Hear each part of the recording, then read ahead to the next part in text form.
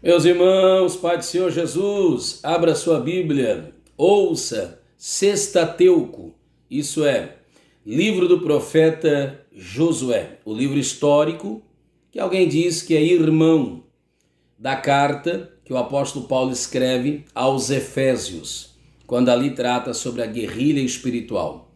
Então vamos lá, livro de Josué, o capítulo é o de número 6, é um dos clássicos de nossa fé, a partir do verso de número 10. Eu recebi um honroso convite de pregar numa determinada igreja, e eu não vou citar o nome da igreja, o nome do pastor, porque eu ainda não pedi autorização para ele para fazer desse modo. E o tema da campanha é Derrubando as Muralhas. Derrubando as Muralhas. E é logicamente que está fundamentado, em Josué, capítulo de número 6. E eu comecei a estudar daqui, de acolá, e a gente pode até gravar alguns vídeos falando sobre esse assunto, algumas ideias que podem ser pensadas, Porque você tem aqui uma cidade fortificada entre muros, você tem um povo aqui consolidado, a cidade de Jericó, a famigerada cidade de Jericó, e você tem um grupo de nômades que estão vindo por aí. E como é que esse grupo de nômades, que não tem cidade ainda fortificada, que não tem terra, apenas uma promessa, que não tem espada, que não tem lança, que não tem exército, apenas chefe de exército, apenas alguém que está ali estruturando-se na batalha, um povo que não tem essa aptidão para tanto. Como é que esse povo consegue colocar medo, temor, numa cidade fortificada como Jericó? Uma verdadeira fortaleza. Para mim a resposta é muito simples. Nossa força, você conhece, 2 Coríntios 4:10, lembra disso? Ou é 10:4? Gente, pode dar um pane, Então vamos lá, deixa eu ver se eu volto a Josué, tá bom? Mas só para mim não errar aqui na referência. Vamos ver se é isso mesmo, gente, é tudo no improviso. Não, 2 Coríntios 10:4, quando diz-nos: as armas da nossa milícia não são carnais, mas sim poderosas em Deus para destruir ou destruição das fortalezas. Então é isso mesmo. A única explicação é isso, Existe um Deus que as armas espirituais suplantam, vencem, enfim, superabundam, vão além, sobressaem, a toda e qualquer investida de nosso arquirrival, de nosso arqui-inimigo. Ele é a nossa força. Josué, capítulo de número 6, eu vou ler a partir do verso 10. E eu fico pensando, quando Deus, por intermédio de Josué, abriu o Jordão, os murmuradores por certo diziam, bom era Moisés. O Josué abriu o Jordão, e o Moisés que abriu o mar? Na época do Moisés, o bom era o José. Moisés está libertando o povo.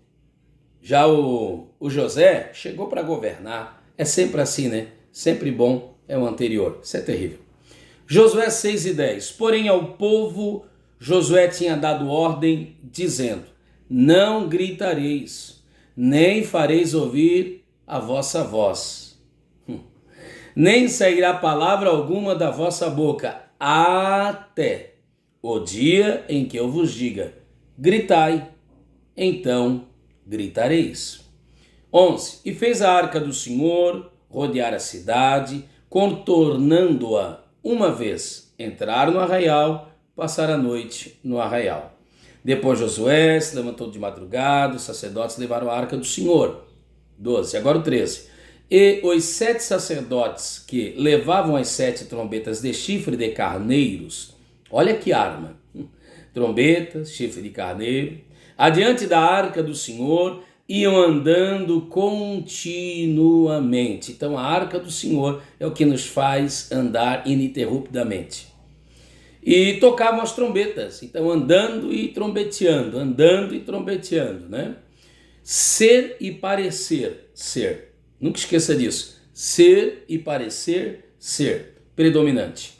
Iam adiante deles e a retaguarda seguia atrás da arca do Senhor. Os sacerdotes iam andando e tocando a trombeta. Assim rodearam outra vez a cidade. No segundo dia, voltaram para o arraial. E assim fizeram 6 dias. E sucedeu que ao 7º dia madrugaram bem cedinho, ao subir da alva, E da mesma maneira rodearam a cidade, agora não só uma vez, mas 7 vezes. Naquele dia somente rodearam a cidade 7 vezes. Gente, e sucedeu que tocando o sacerdote pela 7ª vez as trombetas, disse Josué ao povo: gritai, porque o Senhor vos tem dado a cidade. Como a Bíblia é maravilhosa, né? A cidade de Jericó caiu, mas Israel, ou os filhos de Israel, perduraram de pé. Sua fortaleza era o Senhor. A cidade de Jericó caiu, mas a casa de Raabe perdurou de pé. Por quê? Pelo mesmo motivo que Israel ficou de pé, porque obedeceram ao Senhor. Minha pergunta é: existem muitas coisas boas que podem ser trabalhadas aqui, mas a minha pergunta é: a vitória deu-se pelo gritar, pelo tocar da trombeta do 7º dia, ou os 6 dias que rodearam em silêncio? Qual das duas foi o motivo, a circunstância pela qual? Foi o gritar do 7º dia ou foi o silenciar dos 6 dias anteriores? Na verdade, a vitória foi a obediência. É silenciar quando silenciar deve ser silenciado. É falar quando falar deve ser falado. Não apenas o que falar, não apenas como falar, não apenas do que falar, isso é do assunto, mas sobretudo quando falar.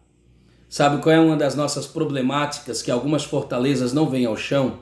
É que a gente fala quando deve ficar calado e às vezes a gente cala-se diante daquilo que a gente deve falar. Então que Deus nos dê graça, que Deus nos dê auxílio, que Deus nos dê ajuda, que Deus nos dê, porque há coisas que nós só faremos mediante a obediência. O que leva um pai a levar seu filho a sacrifício após haver esperado por ele tantos anos? Estou falando de Abraão e Isaque. Obediência. O que leva alguém a desafiar uma nação com um cabo de vassoura na mão? É o cajado de Moisés. Obediência. O abecedário do cristão não é ABCD, é obedecer. Então, a 7ª volta, o 7º dia, as muralhas ruem e caem, ruíram e caíram, mas não apenas por causa do barulhar do 7º dia, mas também do silenciar dos 6 dias anteriores. Tem gente que fica gritando no 7º e não sabe por que as coisas não acontecem. É porque não silenciou nos dias anteriores. Então que Deus nos dê graça, obedecer, obediência. Esse sim foi o motivo, a circunstância, a razão pela qual Deus o Senhor concedeu-lhes vitória mais uma vez. Não há muralhas que perdurem-se de pé diante de um crente em Deus que confiadamente confia no Senhor, ainda que o desafio proposto, como o nome já propõe, é um desafio. Ainda que seja extremamente, humanamente falando, loucura, ainda que pareça um absurdo, ainda que seja fora de todos os ditatames, ainda que as circunstâncias em redor digam ao contrário, mas nós não vivemos de acordo com esses, nós vivemos de acordo com a palavra do Senhor. Eu vou rodear sem que a muralha caia um dia? Sim. E por que vou rodear o segundo? Porque eu estou debaixo de uma palavra. Por que eu vou rodear o terceiro se a muralha não caiu? Porque eu estou debaixo de uma palavra. O que me dará força a levantar no 4º dia? Porque eu estou debaixo de uma palavra. O que me dará força a ir ao 5º dia, ao 6º dia e 7 vezes no 7º dia? Eu estou debaixo de uma palavra. Eu não posso derrubar as muralhas. Há eruditos, estudiosos que dizem que passava um cavalo na largura das muralhas. Não sei ao certo. O que eu sei ao certo, o que a Bíblia diz ao certo é isso. Então, gente, eu não posso derrubar as muralhas, mas eu posso ficar 6 dias em silêncio, vendo Deus agir em meu favor. Eu não posso derrubar as muralhas, mas eu posso rodeá-las por 7 vezes em um só dia. Alguém pode imaginar 1, 2, 3, 4. Gente, isso vai acalentando a fé. Isso vai exercitando a fé e, ao mesmo tempo, abrindo espaços para que Satanás fique lançando suas setas. Imagine, gente, humanamente falando, isso é uma loucura. Imagine o escárnio, o que esse povo louco da cabeça está fazendo? Rodeando, vão ficar tonto. Tonto, esses tontos, não, tonto serão os teus adversários. Ficarão estonteados. Lembro-me agora daquele que perdeu a conta. Lembra disso? Eu não botei 3, como é que tem 4? 1, 2, 3. Não, mas tem um a mais. 3, 2. Não, mas tem um a mais. Tonto é teu adversário que ousa opor-se ao teu Senhor. Ele sim é um tonto. Quem está em risco e perigo é aqueles tontos que tentam opor-se ao dono do universo. Que Deus te abençoe em Cristo Jesus. Não é o teu marchar, não é marcha soldado, não é o teu marchar, é o teu obedecer.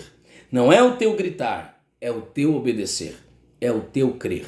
Você está debaixo de uma palavra. Deus te abençoe, em nome de Jesus. Não esqueça, 1 Samuel 15, 22, você sabe melhor do que eu. Obedecer é melhor do que sacrificar. Que Deus te abençoe, no nome de